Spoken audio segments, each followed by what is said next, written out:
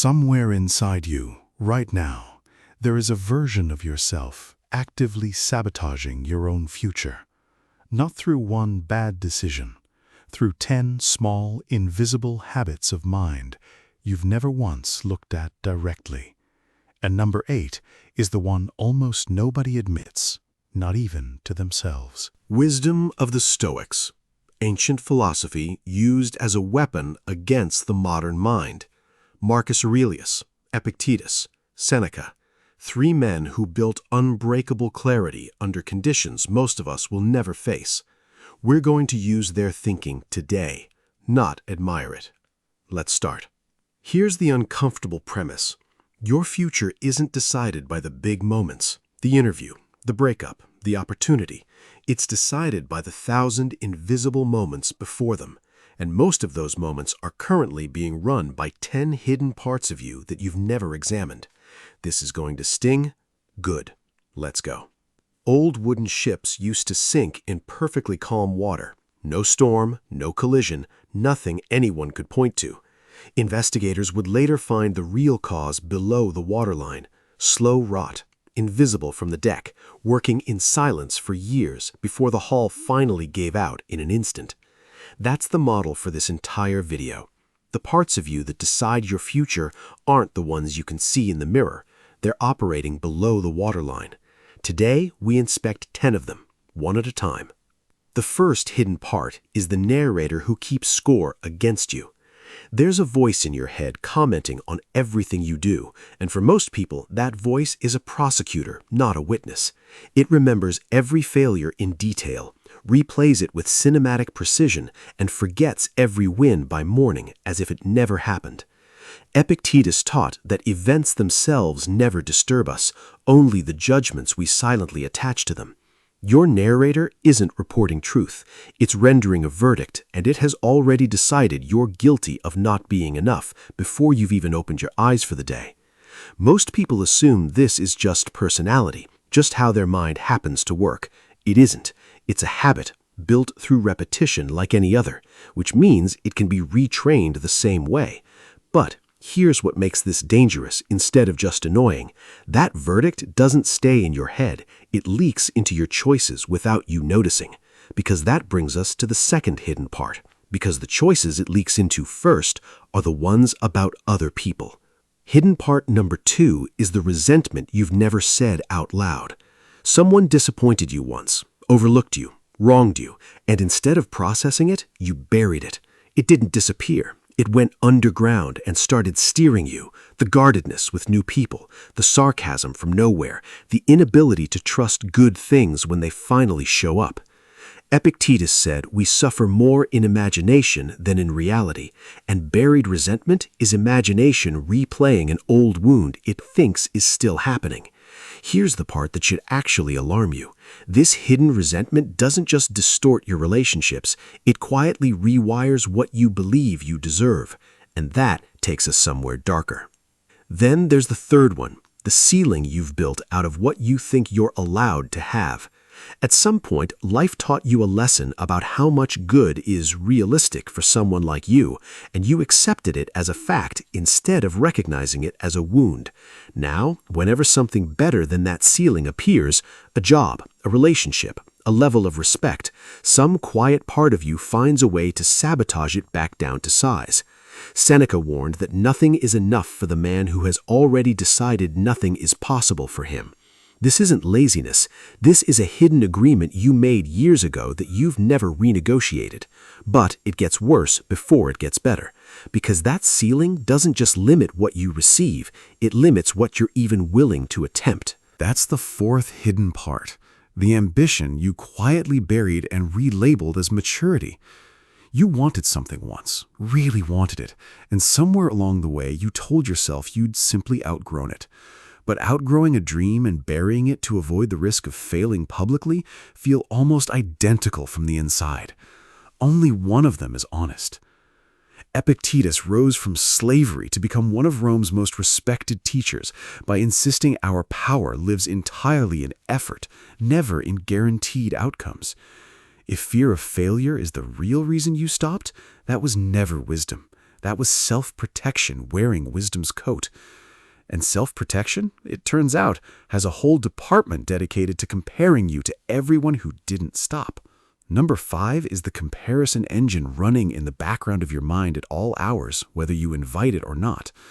You're not consciously sitting down to measure yourself against others, but some part of you is constantly running the numbers, their house against yours, their ease against your visible struggle. Here's what almost nobody says out loud about this. That engine is comparing your entire complicated interior life, the doubts, the bad mornings, the version of you nobody else sees, to other people's curated exterior, the highlight reel they chose to show. Which means it is mathematically incapable of ever returning a fair result. It was never built to make you feel better. It was built to keep score in a game where the other side controls what evidence you're allowed to see. Seneca said nothing is enough for the man to whom enough is too little, and this engine guarantees enough will never arrive, no matter how much you accumulate. But an engine that runs constantly needs fuel, and the fuel it's been running on lately might surprise you. The 6th one is quieter than it sounds. The anger you've relabeled as having standards. Some people carry a low hum of irritation through daily life, at traffic, at coworkers, at the world's general unfairness. And rather than call it anger, they call it being passionate or particular, or simply someone who doesn't tolerate nonsense. That relabeling is the whole trick. It lets the anger operate completely unexamined. Marcus Aurelius observed that anger does more damage to the one holding it than to whatever provoked it. Here's the twist most people miss entirely. This isn't really anger at other people. It's usually anger at yourself, wearing a disguise so convincing you forgot who it was actually aimed at. We're halfway through, and if even 2 of these have landed so far, stay with me, because the next one is the quiet favorite of people who consider themselves highly disciplined. 7th is the identity you've built entirely around being busy. Constant motion became proof that you matter, so even when rest is sitting there available, some part of you refuses it, fills it, treats stillness like a threat rather than a gift. Seneca argued that most people aren't actually short on time, they're wasteful with it, filling every hour with motion specifically to avoid sitting alone with their own thoughts. If busyness has become who you are rather than something you do, stillness doesn't feel restful to you. It feels like disappearing. But that fear of disappearing isn't even the most dangerous version of itself yet. It gets worse. The 8th hidden part, the one I promised you, the one almost nobody will admit even privately, is the secret relief you feel when you fail. Sit with that before you dismiss it. For some people, failure has quietly become safer than success, because success brings visibility, expectation, the risk of eventually disappointing people at a much higher level than before. So a small, hidden part of them sabotages the effort just enough to guarantee a familiar, survivable outcome. Epictetus taught that people rarely fear the thing itself. They fear their own judgment of what the thing would mean about them. If some part of you exhales when a goal quietly falls apart, that isn't laziness, and it was never bad luck. That's fear, and it's been driving longer than you realized, quietly choosing the size of your effort long before you consciously decided anything. Which means the real question was never how to try harder. It's why trying at all has felt this dangerous for as long as you could remember. The 9th hidden part answers that. It's the love you've been withholding from yourself until you've earned it. Many people run on an invisible contract. Once I achieve this, once I fix that, once I look a certain way, then I'll finally deserve basic kindness from myself. Until then, self-respect stays rationed, like a reward that hasn't unlocked yet. Epictetus wrote that very little is needed for a happy life, and that it's found entirely in your way of thinking, not in some future accomplishment waiting to grant you permission to feel at peace. This contract you've been operating under has a name most people never say out loud. It is a debt against yourself that keeps compounding interest, and the finish line keeps moving specifically so it never has to be paid off. You can achieve the thing, hit the number, reach the version of yourself you swore would finally be enough, and the contract simply rewrites its terms, quietly, without your consent, so the withholding never actually ends. There's one more hidden part, and it's the reason all 9 of these have been allowed to run unchecked for as long as they have. The 10th and final hidden part is the quiet certainty that you have more time than you actually do. Nobody consciously believes they're immortal, but a background assumption shapes behavior anyway. The conversation that can wait, the apology postponed, the dream deferred to some more convenient season that never quite arrives. Seneca's sharpest observation may be this one: people are careful guardians of their money and careless spenders of the one resource that can never be replaced. This is the assumption that makes every other hidden part on this list feel optional to address right now. It's the one that whispers, "Deal with it later. You have time." And it is, by a wide margin, the most expensive lie on this entire list. 10 hidden parts, quietly running your future without your permission. The narrator keeping score against you.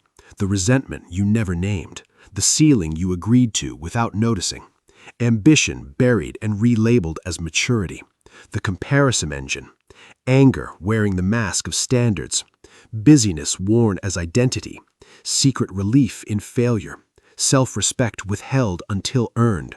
And the quiet illusion that time is unlimited. None of these require a dramatic reinvention of who you are. They require something far harder: honest, private attention. The exact discipline Marcus Aurelius practiced in a journal he never intended anyone else to read. Not performance, just quiet, repeated honesty in the moments nobody else will ever see. Pick one, whichever one made you go still while you were reading. Don't fix it yet. Don't announce it. Just watch it operate for a week and notice how much of your life it's actually been running. If this gave you a moment of clarity, sit with it before you do anything else. If you want to support the channel, a like helps more than you'd think, and subscribing means you won't miss what's next. Tell me, quietly or otherwise, which one of these 10 hit closest to home. Until next time, stay grounded, stay clear, and remember, the obstacle is the way.